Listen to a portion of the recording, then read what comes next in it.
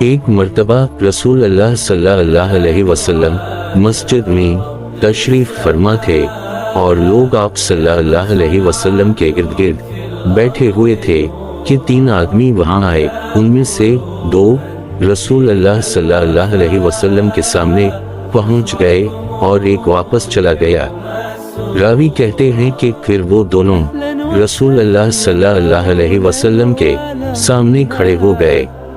اس کے بعد ان میں سے ایک نے جب مجلس میں ایک جگہ کچھ گنجائش دیکھی تو وہاں بیٹھ گیا، اور دوسرا اہل مجلس کے پیچھے بیٹھ گیا، اور تیسرا جو تھا وہ لوٹ گیا۔ تو جب رسول اللہ صلی اللہ علیہ وسلم اپنی گفتگو سے فارغ ہوئے تو صحابہ رضی اللہ عنہم سے فرمایا کہ کیا میں تمہیں 3 آدمیوں کے بارے میں نہ بتاؤں؟ تو سنو۔ ان میں سے ایک نے اللہ سے پناہ چاہی، اللہ نے اسے پناہ دی، اور دوسرے کو شرم آئی تو اللہ بھی اس سے شرمایا کہ اسے بھی بخش دیا، اور تیسرے شخص نے منہ موڑا تو اللہ نے بھی اس سے منہ موڑ لیا۔